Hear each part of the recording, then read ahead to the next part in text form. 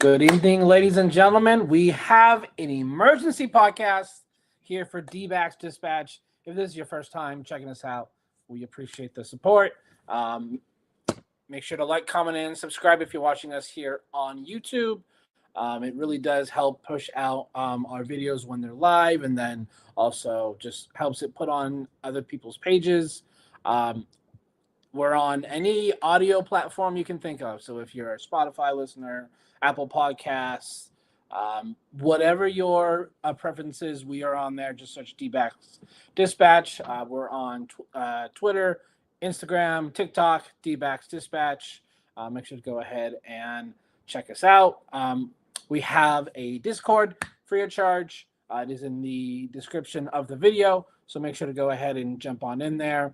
It is a very vocal bunch there, so it gets pretty intense during games, so you'll definitely want to go ahead and check it out. But we got some news to discuss. Brandon Pfaadt is a newly compensated man. Signed a extension today, 5 years, $45 million. He has a club option in 2031, a mutual option in 2032. It's a $2 million signing bonus. There is a limited no trade clause for years 2030 to 2032. So basically, on the back end, basically there is most likely what it is that there's certain teams that the no trade clause works on. It's a very slowly building up money. It's a great another Mike Hazen just masterclass. So it officially starts next season. So $3 million next year. 27 it's $5 million. 2028 is $8 million. 2029 is $11 million. 2030 is $15 million.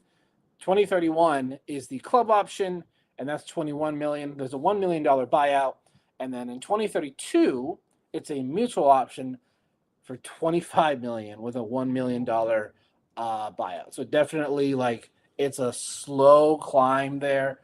And I believe 2020, they bought out one of his free agency years there. I think that's what for 2026 is. So congratulations to Brandon Pfaadt. He has steadily improved every year. When he first debuted in 23, wasn't really that great. I'm not gonna lie. I was not impressed, but he has really proven me wrong. We saw what he did in the postseason in 23. We saw what he did last year in 2024 as basically the main guy of this staff, the guy that went out there every fifth day. And then so far in spring, he's looked really, really good.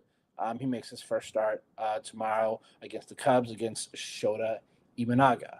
But Game, what were your initial thoughts on this extension? So at first, I wasn't expecting it just because he still has, I believe, one more year of being pre-arbitration eligible. I believe he would have been, his first year of arbitration would have been 2027. I think if there's going to be an extension, I would have had imagined that, they would have done it around 27 or 28. After he's, I guess to a certain extent he has proven himself, but I was expecting, after he's gotten a under 4, maybe 3.5 ERA after a couple of years.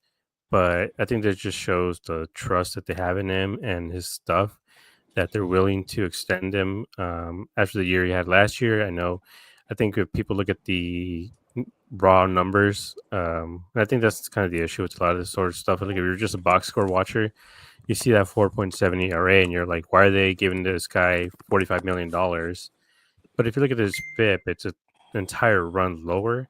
So it shows that he did have quite a bit of bad luck. he also dropped his ERA from 5.7 to 4.7 in 1 year, which is a big difference. And if his playoff ERA was about 3.7 as well.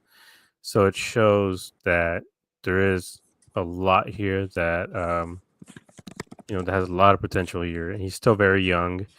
Um, but just seeing this number as well, like 5 for 45, and I know it's not exactly 9 million per year.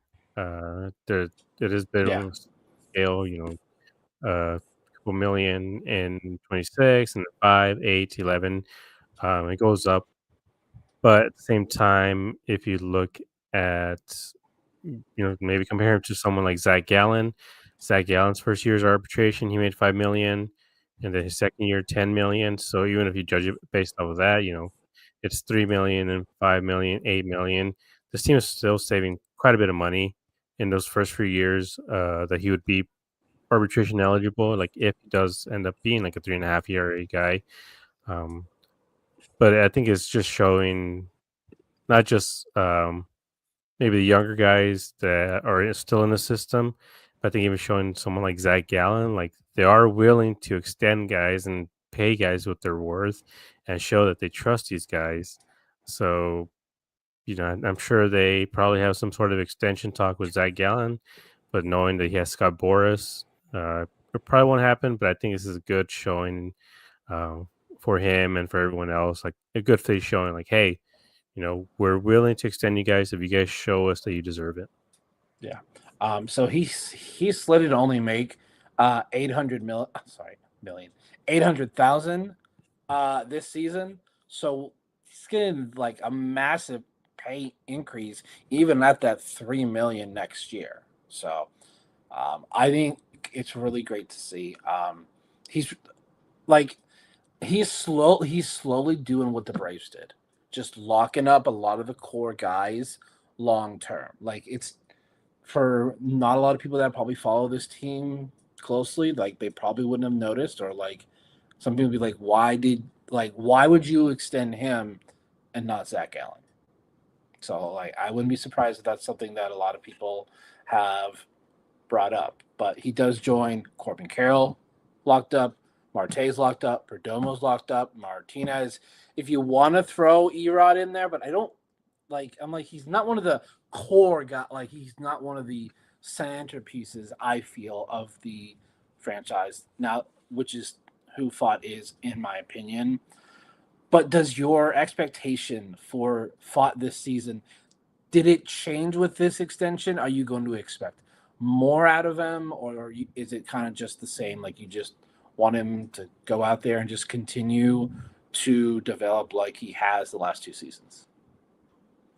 It's definitely changed throughout the whole offseason. The main thing that we talked about was the rotation race, which is who's that fifth starter. There's four guys on this team that we were like, okay, these are the main four. And then is going to be Brandon Pfaadt, Jordan Montgomery, or Ryan Nelson that gets that last spot. And I believe Brandon Pfaadt in one of the press conferences, he said the last 10 to 15 days is when these Correct. talks started, and that's about the same time that they've also announced, the actual rotation, and Brandon Pfaadt is a part of that rotation. So I don't think we were all shocked necessarily that he got that last spot, but I think we were quite a bit surprised just because of the money that they're spending on Jordan Montgomery. Um, and we thought at the time, like, oh, like after the news came out about him needing Tommy John, we're like, oh, maybe the team knew already. But it seems like they had already decided we're going to extend Brandon Pfaadt, make him that fifth starter, show that we have trust in him, and worry about Jordan Montgomery later, like whether it's a trade or in the bullpen, whatever it is. So it doesn't seem like Jordan Montgomery's injury had anything to do with this decision. Um, but yeah, I do think my expectations have changed now because they're telling Brandon Pfaadt, hey, this is your spot now. You don't have to compete with anybody. You are the fifth starter and the future 2, 3 guy in this organization, along with Corbin Burns. And so I think, it does change. I think it probably takes a little bit of the pressure off, maybe the first couple of starts, maybe he might feel a little bit more of the pressure just because you get the big contract and maybe gets into your head a little bit. But I do think going forward, he is going to feel a little bit more free, knowing that one, he doesn't have to compete for a job anymore, and two, that he's set up. I mean, for life now. I mean, he has that big contract, 45 million.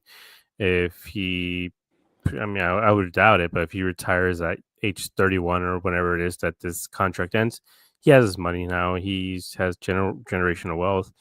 And if the club picks up his options, then you're talking about a guy who gets, even more money, more stability in his life. And I'm excited for him. And I would hope that this helps him get, like a 3.5 ERA or something. Yeah. I know for me during spring, like one of my biggest fears was that Jordan Montgomery was going to get the 5 spot. Ryan Nelson was going to go to the pen, and Pfaadt, so that they can have him continue to pitch every 5th day, was going to go to Reno. That was like that's like the worst case scenario. Like that's not what I want to happen.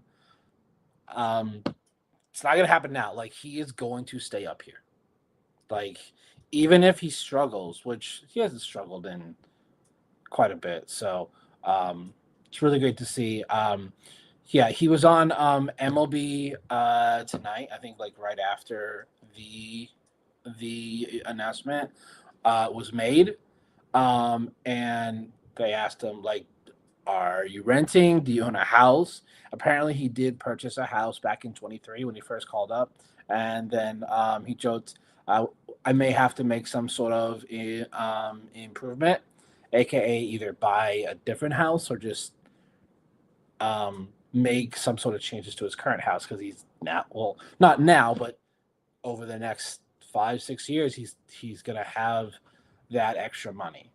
Now my expectation for this season doesn't necessarily change. Like it's still pretty much the same. Just go out there every 5th day, give us 6 innings, like 6 innings, like 3 or 4 runs, keep us in the game, get us those wins. That is enough for me. Now, next season going forward, that's going to change depending on if they bring back Gallen. Because if they don't, and they don't bring back Kelly, Pfaadt, in my opinion, immediately goes to the number 2 spot, right behind Burns. So that's when I'll have higher expectations for him. But right now, like just continue to show that improvement that you've had the last 2 seasons. Yeah, I get what you mean. I think you're right in a lot of ways to see things that way because as of right now, he's a 5th starter. So even if he has the same ERA, 4.7, that is still a top, let's say, 10 number 5 starters in the league. There's not a lot of number 5 stars in the league who are going to post up a 4.7 ERA. I think most of them are 5 or even 6 ERA type of guys, like a Patrick Corbin type of guy. Just guys who either eat up innings or it's a constant rotation of young guys in that 5th spot. Like the same way as the Dbacks were a couple years ago, where they just were cycling through different guys trying to get that some innings out of the number 5 rotation spot. And so I think Brandon Pfaadt just provides the stability. I would hope that he's able to pitch about the same amount of innings as he did in the other years. He pitched 187. Is that what it was last year? 181 and 2/3. Yeah, 181, which like I said, that's incredible for a number, quote unquote number 5 starter. I would urge people to like look at every other 5 starter in the league and tell me which one of these guys threw 181 innings. Like not even the Dodgers had a single guy throw over 150 innings last year, and they were all making 20 million plus on that team. So I do think he is poised to become one of the best number 2 or number 3 guys. I understand that he would slot into that number 2 spot. I think it depending on how Erod does this year. I would assume Erod, just because of his track record and his age and everything, he probably is going to have a better year than Brandon Pfaadt does. But I wouldn't be surprised if Brandon Pfaadt goes out there and has a Cy Young caliber season either. just because of what we've seen in the playoffs and when he's had his really hot stretches. Like last year, up until the last month of the season, when he clearly ran out of gas, he had about a 3.5 ERA and 150 innings, just racking up strikeouts, going 7 innings almost every single game until he clearly like wore out a little bit, and then that's when his ERA started to climb more and more, and he started to have the one bad inning that we would talk about. And I think if he just limits that one bad inning, we haven't seen much of it. And I think that's the more frustrating parts about the spring training is that we haven't seen him pitch really, so we don't know how he's looked. So the team knows how he's looked, but they have the advanced metrics on him. So again, maybe it's some people asking questions like why him, or why not Gabby, why not this guy, why not that guy. Well, well, the team has seen him a lot more than us, and they know what they have here. And just like we talked about the Braves, they locked on a lot of guys, and that team has been stable for years now, and they're going to keep competing for a long, long time. I mean, look at last year; they had no Michael Harris, no Ronald Acuna Jr., no Spencer Strider, and they won 89 games and were in the playoffs. Yeah. That's huge. Like the fact that they have that stability, that they can have a couple seasons where they're going to have major injuries, but they're still going to be able to be in the playoffs. I think that's incredible, and I think the Dbacks could get to that point as well. Yeah, like as a fan base, that is what our expectations should be. Is that every year at least 90 wins and make it into the playoffs. Like if that's not it, then like why even watch as a fan? So and I know a lot in spring training, like a lot of like sports media on Twitter were like, we're picking Brandon Pfaadt as a breakout candidate for 2025. So the team probably sees the exact same thing. Like they know what they have in Pfaadt, and they're like, why wait? Why not just sign him now? And that's what Mike Hazen and company did. Um, like and I wouldn't be surprised if we start seeing some more of these over the next couple of years as well, because I truly feel it is something, the culture that has been created by Mike Hazen and Torey Lavelle. Like I know a lot of fans still don't like Torey just because he makes weird decisions at times, and we'll kind of get into that now with today's starting lineup, like putting in Jose Herrera in the second game. Like it's the second game of the season. Why is Gabby not playing? In my opinion, like that was the first thing that kind of went off. I was like, okay, if this was late April, May, yeah, maybe he's played a lot recently, and he needs an off day. He doesn't need an off day the second game of the season. So I hope this is not like this doesn't feel like a punting away game. But I do know that Kelly does like having Herrera behind the plate, so that could have just been the reason why. The rest of the lineup Also, looks okay. I believe Shota's pitching tomorrow, and I believe he's a lefty, Correct. right? So I think Yes. maybe that's why I think Tori is just, as smart as Tori is, he is kind of just a slave to the righty lefty matchups. As we saw yesterday, as soon as uh, Steele came out of the game, he put in Pavin Smith, and I was like, why put in Grichuk to take what, 2 at bats? And I mean, this guy was smoking balls. He's hitting them like 110. He took 13 pitches in 1 at bat. And as soon as Steele came out, he put in Pavin. And I'm like, why not just leave in Grichuk? And I think that's kind of one of my main issues with Torrey, is just how much of a slave he is to these righty lefty matchups. And I think that's just the case this time. I don't think there's any thing where it's like, just giving him an off day or any sort of punting. I just think that he sees, okay, what's the guy's name? I don't even remember what the guy's name pitching today is. Jameson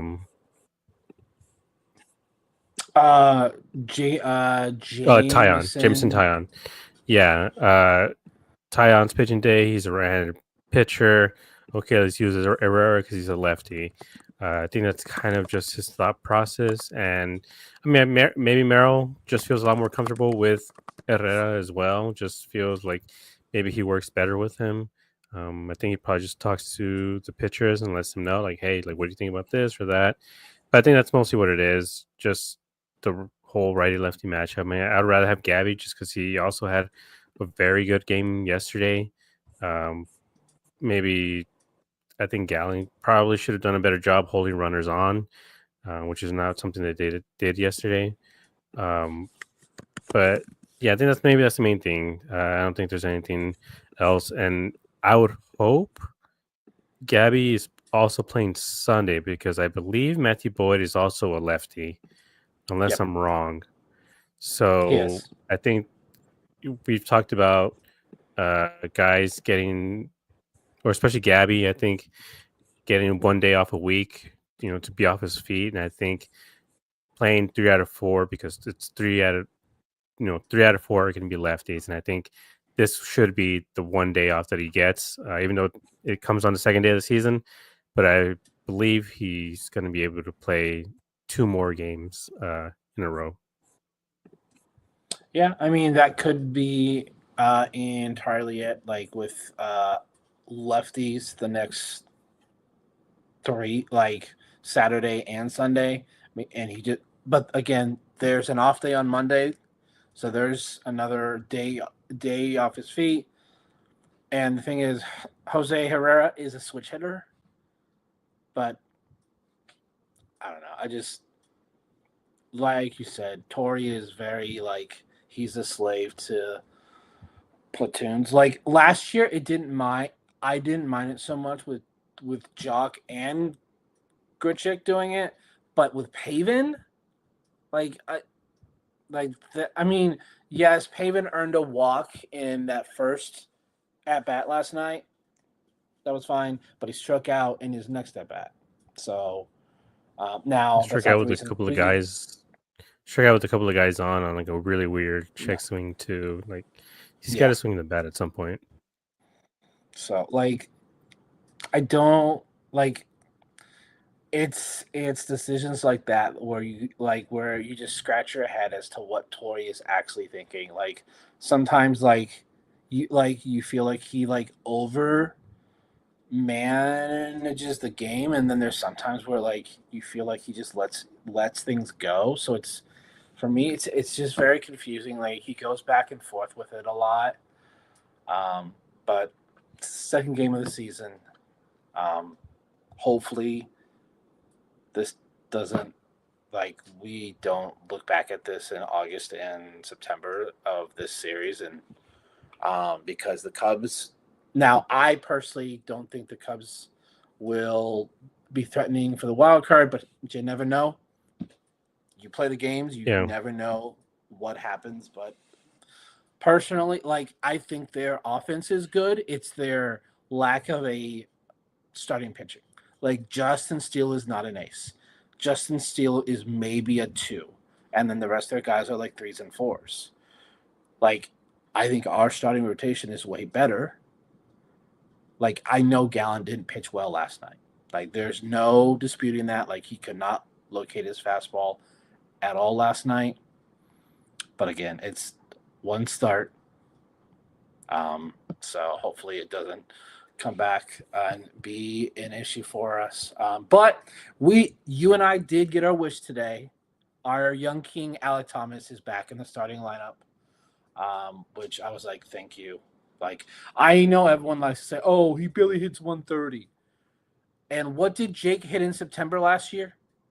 Like, I'm sorry, you guys. Like, unless Jake is like leagues better hitting wise, I'd rather have Thomas in there because of his defense. Yeah, that's always going to be the thing for me. I think this lineup is stacked enough that we can have a guy who might be an automatic out. If for the most part, I think Alec has been like a 230 type of guy. I think last year was just exceptionally bad, but he was injured. He had a few different injuries. He only played 30 games. Like I think people again, just look at the whole box score, what he did last season, but completely ignoring the fact that he only played 30 games, and it wasn't a consecutive 30 games either. It was 5 games to start off the season. Didn't play again until June. Struggled a little bit. Got sent down. Got injured again. Didn't play again until late September.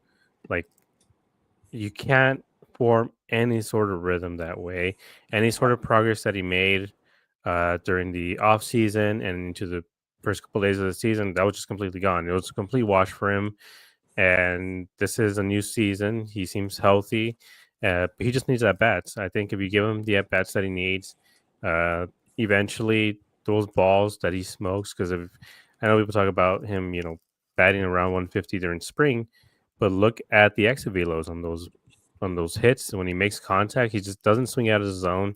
He has a really good eye for the zone, and when he makes contact, it just has been finding defenders. That's the main thing. It's just whether it's in the air or in the ground, it just comes out of 115 out of his bat, but it's just straight to a defender. And I think eventually that does even out to the point where he probably will be around 240 for the season. And with that Gold Glove defense, I think he's probably going to be a 3 or 4 win player this year. And I just want to see it. Like Jake, again, he is not Corbin Carroll. He hasn't been, a guy who, as soon as he came up, he has been up this entire time. He is a guy kind of like Pavin, up and down, up and down, up and down, because he struggles offensively. He goes through these incredibly cold stretches, and we saw that last year in the last month of the season. I think you mentioned before, like the time to have traded him was in 2022 or 2023 Yep. when he batted like 280, the highest he's had throughout his career, and that was 2 years ago now, 2 or 3 years ago now, that he had that sort of year. And again, he's also 27. Alec Thomas is 24, 25 years old. There's still a lot of time for him to work out at the Kings. Yeah. Like everyone was like bringing up about how bad Alec hit like 280 in spring. So like people, I'm like, you need to stop bringing up last season.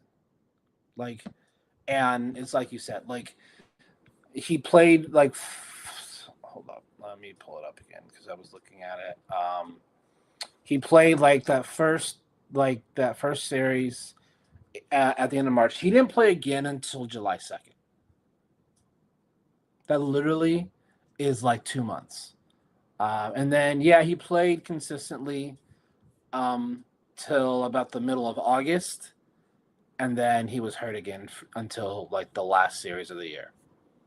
So, yeah, it's really hard to get a rhythm when you miss 2 months of the season. So I care more about defense, especially at Chase Field.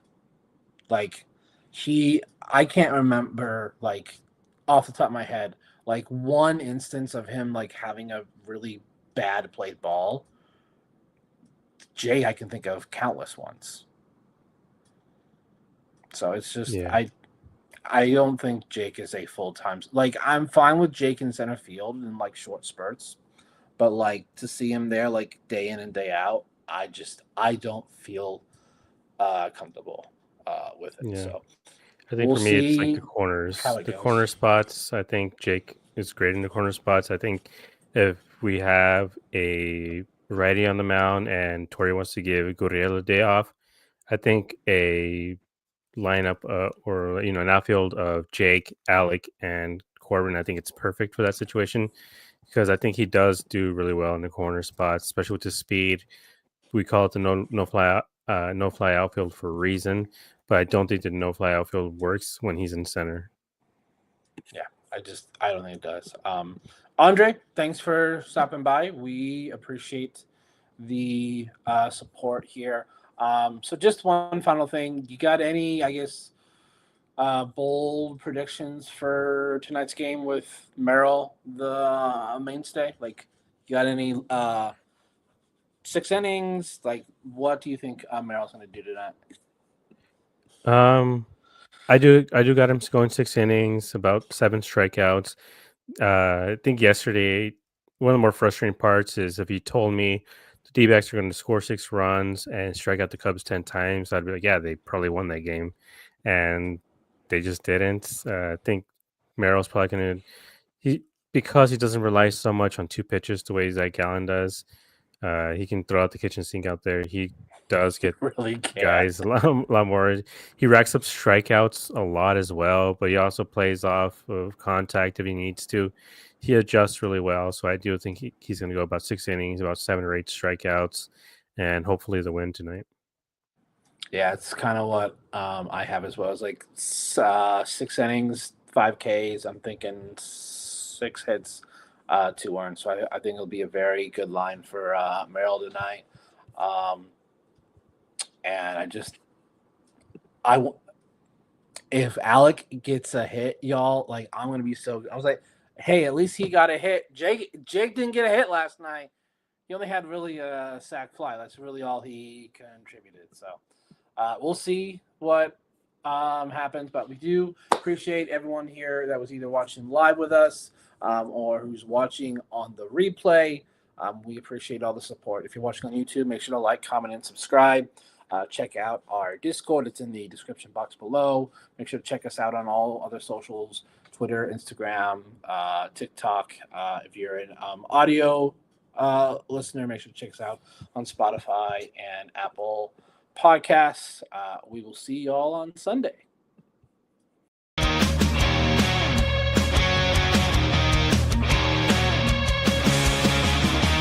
Under the lights, the game goes down. Desert heat, but we own this town. Brandon gave on the call with Josh in the back, bringing it on.